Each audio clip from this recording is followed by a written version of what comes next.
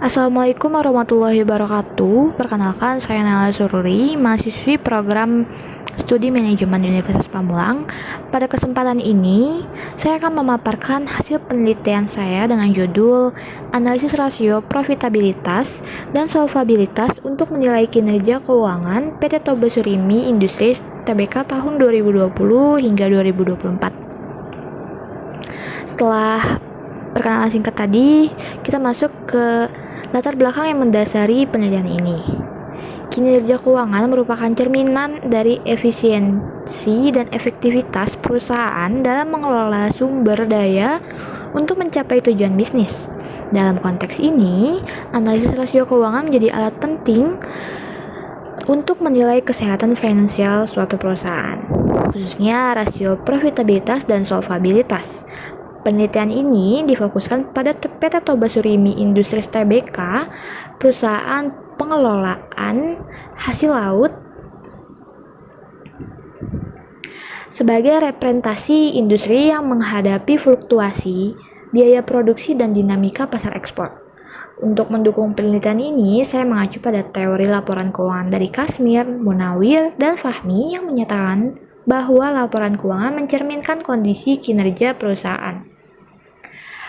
Harahap juga menjelaskan bahwa tujuan utama laporan ini adalah sebagai alat analisis, evaluasi, dan perencanaan. Rasio keuangan yang digunakan dalam penelitian ini seperti ROA, ROE, NPM, GPM, DAR, hingga DER telah terbukti secara teoritis mampu menggambarkan profitabilitas dan struktur model perusahaan.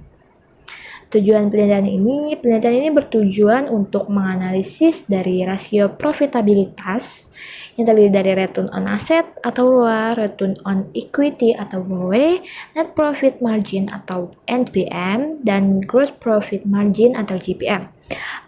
Selain itu ada menganalisis solvabilitas yang terdiri dari debt to asset ratio atau DAR dan debt to equity ratio atau DER. Yang terakhir juga menilai secara menyeluruh tren dan kualitas kinerja keuangan perusahaan selama periode 2020 hingga 2024. Metode penelitian ini menggunakan pendekatan kuantitatif deskriptif. Data yang digunakan adalah data sekunder berupa laporan keuangan tahunan PT Toba Surimi Industries Tbk.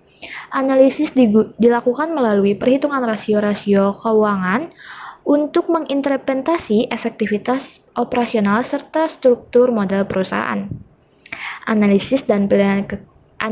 Kita masuk ke analisis dan penilaian kerja keuangan. Kita masuk ke ROA, return on asset. Rata-rata ROA selama 5 tahun adalah 4,27%, dengan tren peningkatan signifikan dari 0,65% pada 2020 menjadi 9,82% pada 2024. Meski nilai rata-rata belum mencapai standar idealnya yang 5%, peningkatan tahunan menunjukkan adanya perbaikan efisiensi dalam penggunaan aset untuk menghasilkan laba. Hal ini mencerminkan perbaikan strategi operasional yang mulai efektif. Kita masuk ke return on equity atau ROE. ROE meningkat dari 1,85% menjadi 13,23% dengan rata-rata 7,28%. Nilai ini masih di bawah standar ideal 20% yang menunjukkan bahwa pengembalian terhadap pemilik modal belum maksimal. Namun, tren positif ROE menjadi indikasi bahwa perusahaan telah mulai menciptakan nilai tambah bagi pemegang saham melalui peningkatan laba bersih. Selanjutnya ada net profit margin atau NPM. NPM menunjukkan kenaikan dari 0,40% ke 4,85% dengan rata-rata 2,22%. Meskipun masih di bawah standar idealnya yang 5%, peningkatan margin laba bersih menunjukkan bahwa perusahaan mulai lebih efisien dalam pengelolaan beban usaha dan pajak. Hal ini menjadi sinyal awal keberhasilan efisiensi internal. Terakhir dari profitabilitas ada GPM gross profit margin. GPM mengalami penurunan dari 11,53% pada 2022 menjadi minus 1,41% di 2024. dengan rata-rata 6,25%. Nah, penurunan drastis ini menunjukkan bahwa biaya pokok penjualan mengalami peningkatan yang signifikan, melebihi pendapatan, yang mengakibatkan tergerusnya laba kotor. GPM negatif ini menjadi indikator krusial bahwa efisiensi produksi dan pengendalian biaya perlu segera dibaiki. Kita move ke analisis solvabilitas. Analisis solvabilitas ini struktur permodalan perusahaan. Kita mulai dari DAR, Debt to Asset Ratio.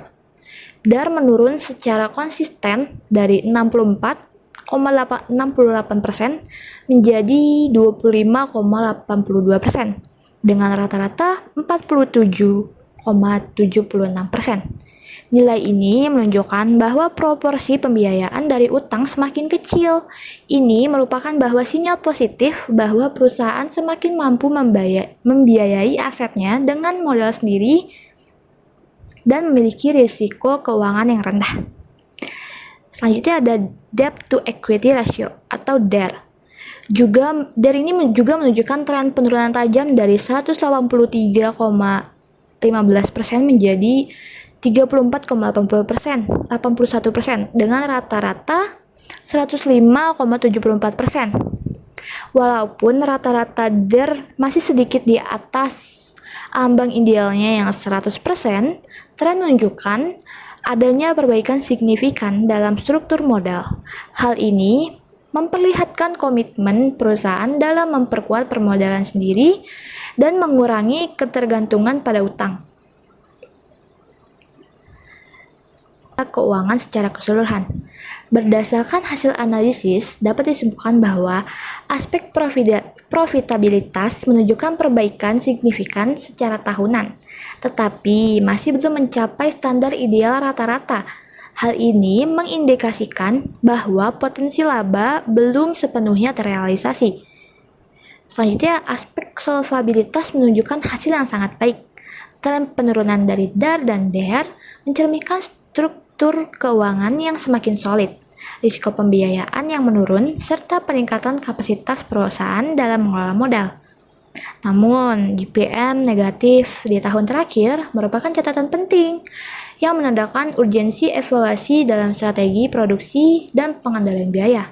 Secara umum, struktur keuangan perusahaan berada dalam kondisi stabil dan sehat, namun perlu peningkatan lebih lanjut pada efisiensi operasional dan daya saing laba. Kesimpulannya, dari ini kinerja keuangan PT Toba Surimi Industries Tbk selama 2020 hingga 2024 secara umum menunjukkan tren perbaikan.